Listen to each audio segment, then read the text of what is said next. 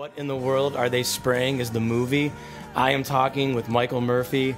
He just released one of the most amazing movies. We need to make it the loose change of the chemtrail movement, of people who are involved. Spread the word about this film. We've been talking about the characters, about the movie, and right now Mike's talking about a family, an organic farm in Hawaii, and what they're dealing with. Mm-hmm. Well, let's get back to the family, because they have this free lifestyle, but everything is, as we're seeing around the world, everything natural and organic is starting to die. And the big concern there is that this might be, in part, there are many different agendas under the umbrella of geoengineering. Well, that's what people are probably saying, listening. Well, what's going on? Yeah, well, why would, and that's a great question. And we know that there are over 100 weather modification programs, and there's a thing called the HAARP program, which requires HAARP, if you don't know. Requires metal particulate into the sky. Why would they want to control the weather? Well, if you're trying to create a world government, for instance, and there's a couple of countries that aren't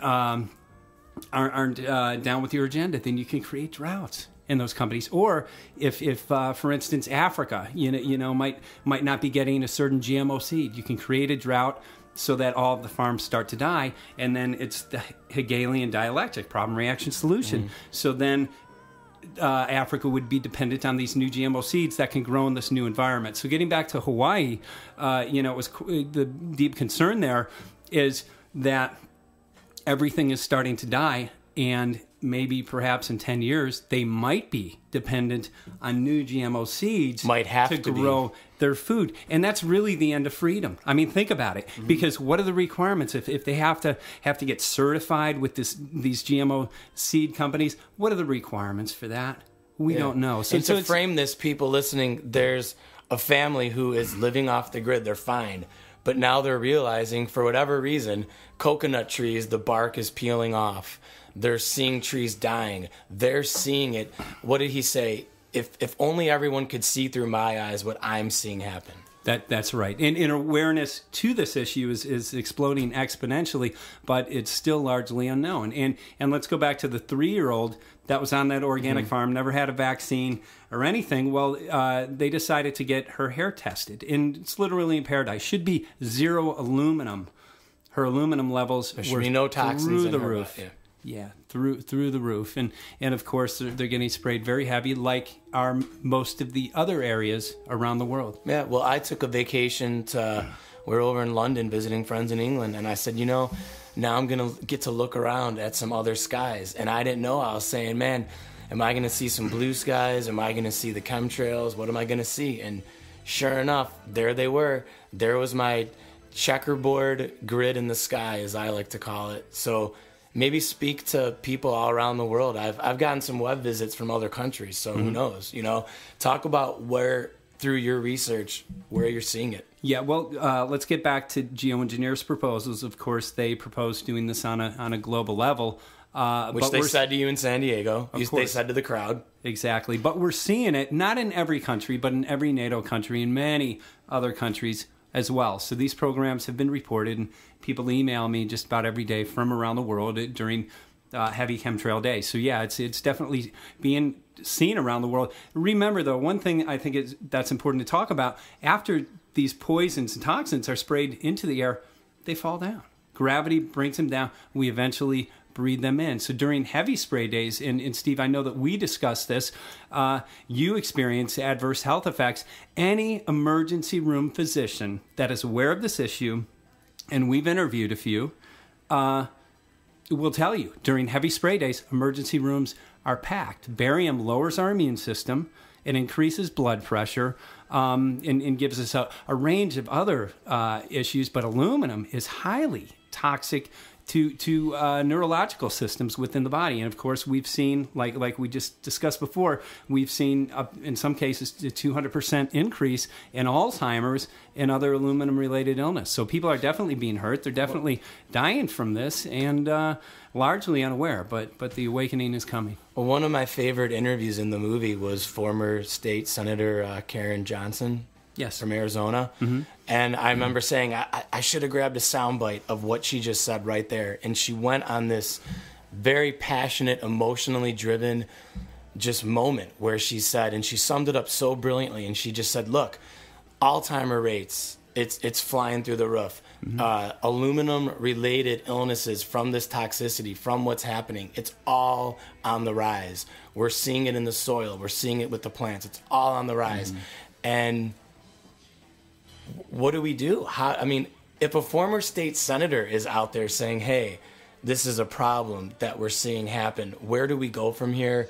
What website do you direct people to? Where do you see groups of people embracing this, whether it be the We Are Change, the Restore the Republic, the InfoWars? I know I heard you on Alex Jones.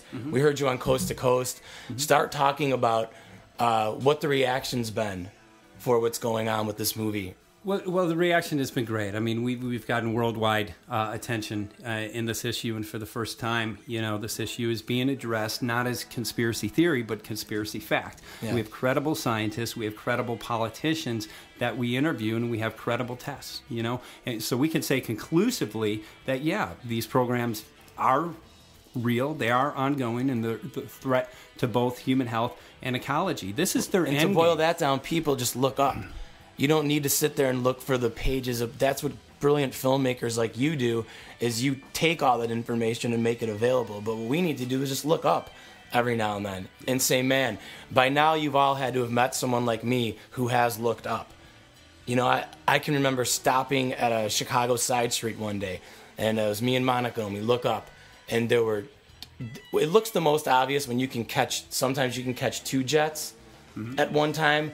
And that just looks so obvious when they're zigzagging the skies, cutting in a checkerboard, So we stopped and made it a point to point up. So everybody walking around knew what we were looking. And finally, people were walking over to us saying, hey, I see you, and I see you pointing up. So that makes me feel like something's going on. But when I look at what's up there, it doesn't look right to me, but I don't know what's going on.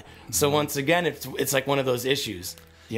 That's right. We do need to encourage people to look up, and we're in an age where people are looking down at their iPads or whatever, and there are a lot of deep concerns because people are going through a lot of different issues. However, this is going on, in LA where I live. It goes on about 4 to 5 days a week, and it's amazing how many people I address and I show them and explain to them what it is, and they say, I was wondering what that was. Something didn't look right, and I'm going to go ahead and research it. Now we have a great video, that conclusively proves that the nature of these programs that we can hand them, and I think that's great. Getting back to your question, what can we do?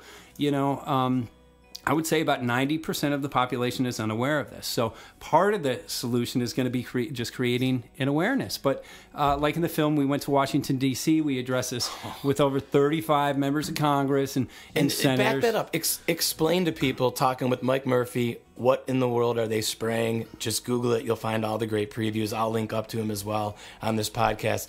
And now we're going to get into a part of the film when you traveled to Washington, D.C. And I'm linked up with a lot of fellow activists. So explain how you did that. You just showed up. You went there. You said you had to look right. You had to treat them with dignity and respect. You just walked into the Capitol.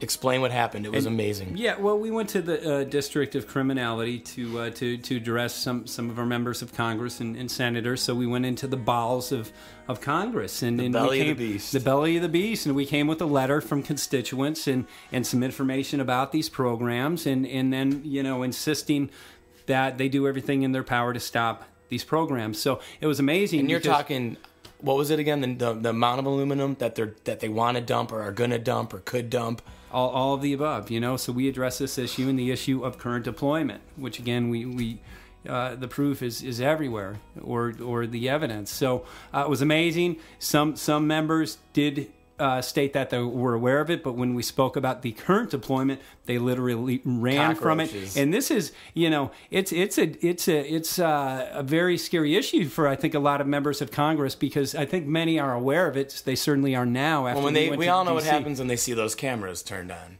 Yeah, absolutely. You guys had a good camera. We had a very good camera. So getting back to Dennis Kucinich, he addressed this in a bill. He would not speak to us at all. And that just shows the power. I was wondering where he was. You couldn't even find him or get. We went to his office and asked for an interview and a comment on this issue. Nobody would comment on it. So these are, again, they're black programs. Yeah. These are criminal the criminal people who call themselves the elite that have agendas that are clearly not in your interest, my best interest, but